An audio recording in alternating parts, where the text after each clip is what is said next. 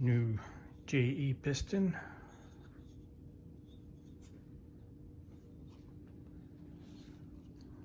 Old piston. This one's 10 thou over. And this is 20 thou over. Cylinder's all freshly bored and honed.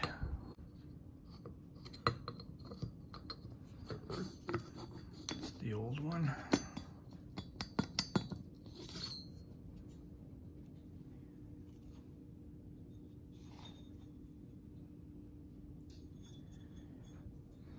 And here's the new one.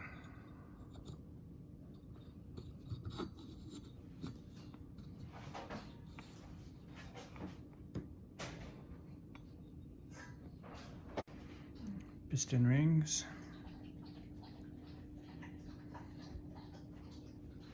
New wrist pin. Ready to go. So with your cylinder facing this way, intake being here, exhaust here on this side. This is your piston with the intake side. This is the order of the rings, the piston rings. This being the O-ring rail, it sits at 10 o'clock. Next you got the oil expander ring. Very important to have these tabs facing upward. That goes at 6 o'clock. O-ring rail, that's at 2 o'clock. So they fit like that. Sit at the bottom of the piston. So go in this groove here. Then we have here, this is your middle compression ring. That sits about 8 o'clock. And then your top compression ring sits at 4 o'clock. I'm going to show you the groove. It's got to go up. I don't know if you can see that there. Next, we need to make sure that the cylinder is completely clean. You take a white rag. There shouldn't be any dirt coming out. A little WD-40 in there if need be. Be perfectly clean.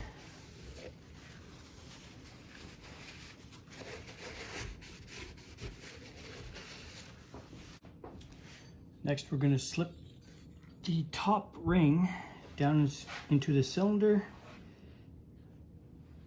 to do our measurement for a ring gap.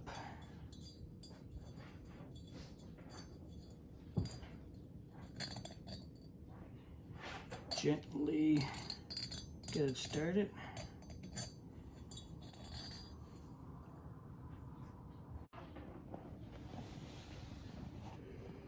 So get the ring there.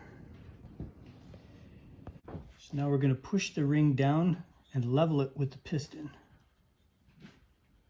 Just gently start it down.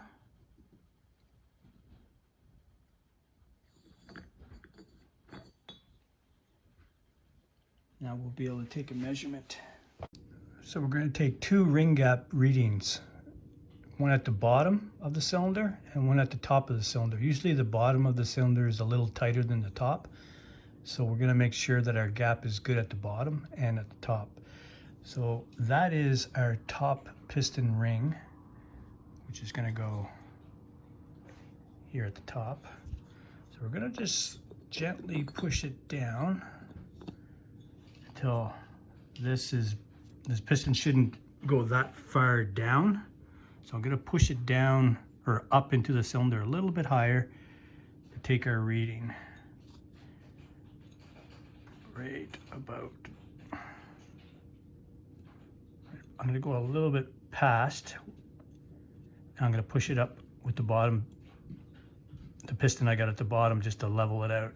So it's fairly flat there because you want the ring to be perpendicular to the cylinder wall. So we're going to pull that out. And I'm going to reach down and grab that old piston and pull it up.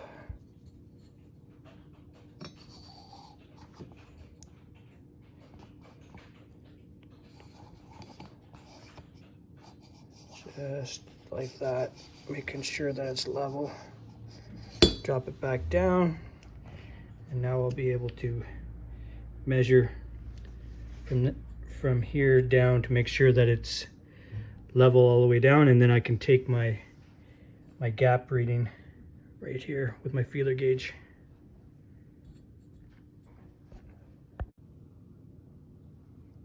So now I'm just going to make sure the ring is sitting flush, or sorry, perpendicular.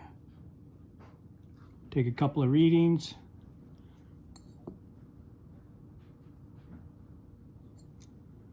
And it looks pretty darn good.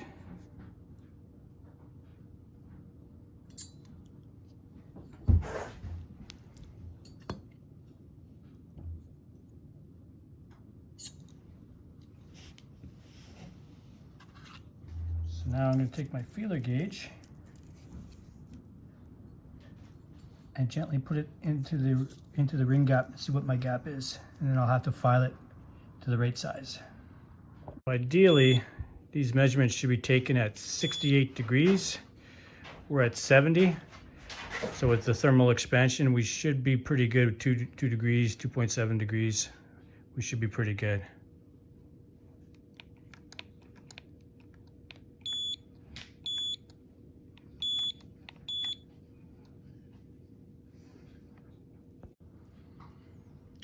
So the spec says for this piston measurement, it should be taking 500 thou from here to there, and that's where you should be measuring the diameter of this piston.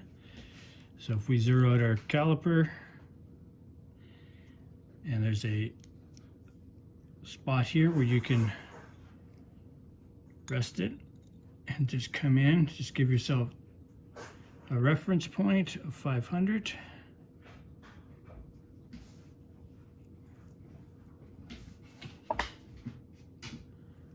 So that's 500 thou from here to there, also from there to there, and from there to there.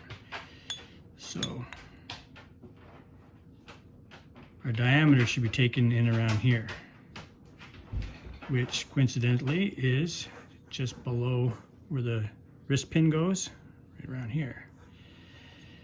So we would take our measurement, rest it right in here like that.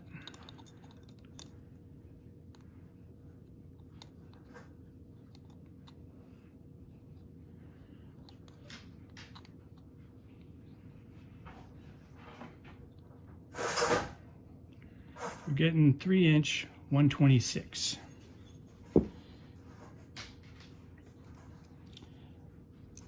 So there's supposed to be a 3 thou clearance on this cylinder. So that would bring us to 3" 129.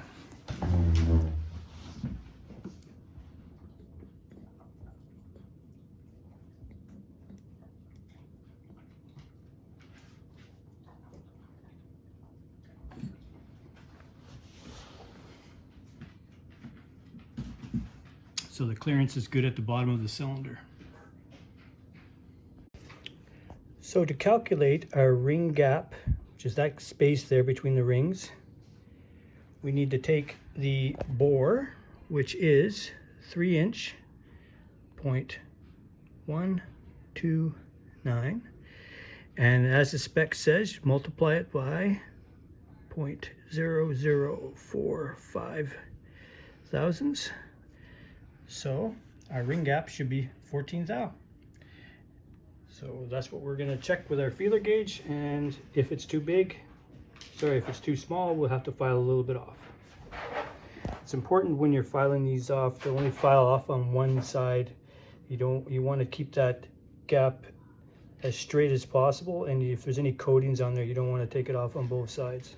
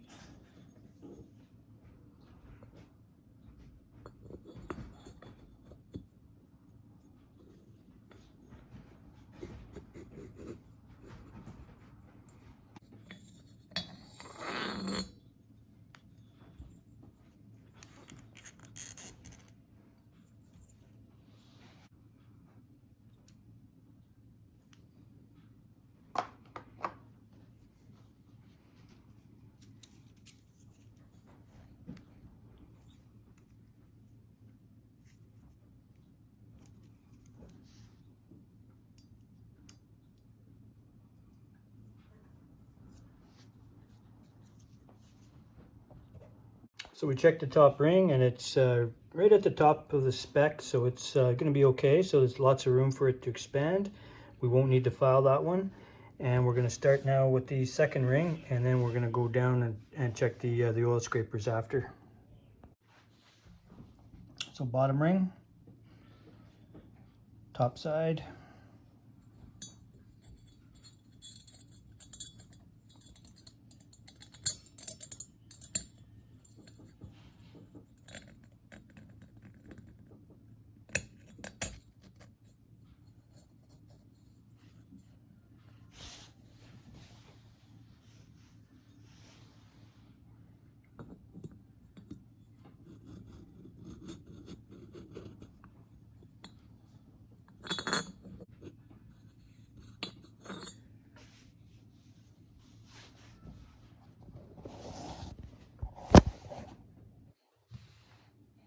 So we're going to check that gap on this one.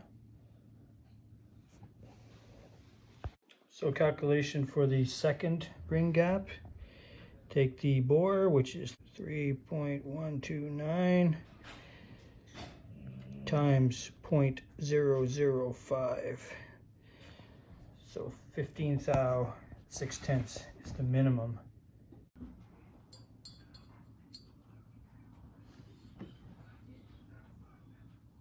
So we're over the minimum requirement on the bottom. So now we will check the top.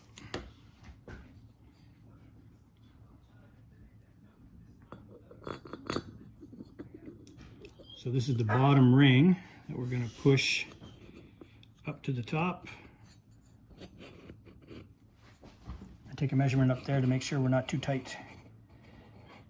We have enough clearance at the bottom, and we just want to make sure we have enough clearance at the top.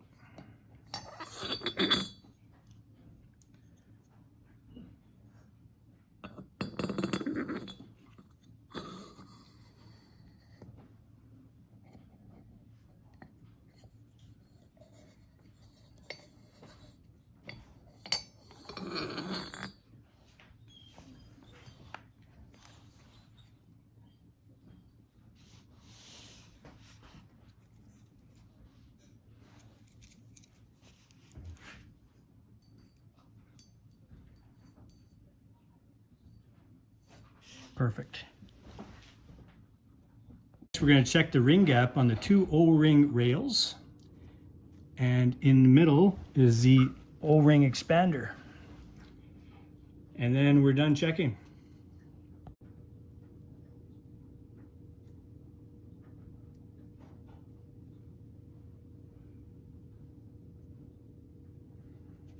Make sure we have clearance. Getting about 75 thou there. And got about 82 thou there. So now we have the bottom scraper on there completely assembled. Upper and lower rail and the scraper fits nicely at the 10 o'clock, 2 o'clock, and 6 o'clock position. Now we'll put the bottom ring on here and the top compression ring. This indication up, it's going to go right in here. These ones are a little more brittle, so we have to be very careful with these ones. I'm in the 8 o'clock position, so it's going to go right about here.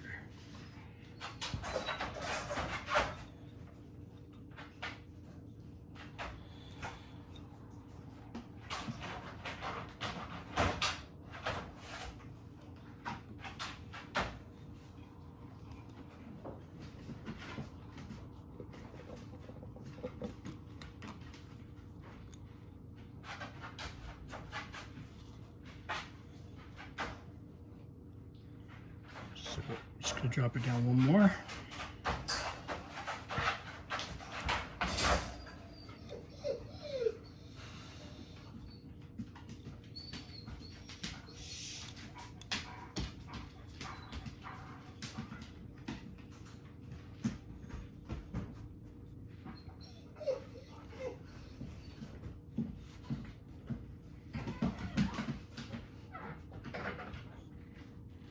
compression ring in the 8 o'clock position. Right there. And now we're going to install the top compression ring. This one's got a little groove at the top, so you won't be able to see it on the film, on the camera, but that's got to go up. And this one's going to be at the 4 o'clock position, so right around here.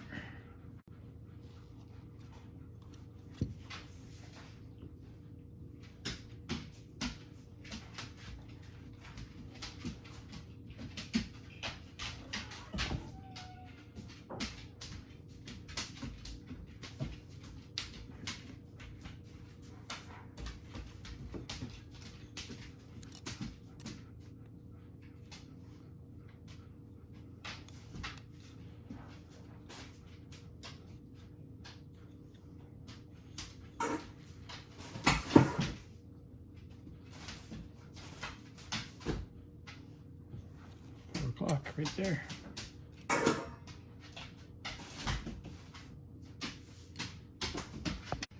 Rings installed, just testing the fit.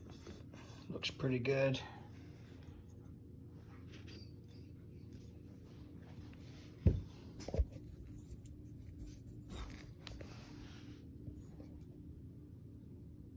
Nice. There we have it, all the rings installed, ready to be compressed and put into the cylinder once it's on the connecting rod.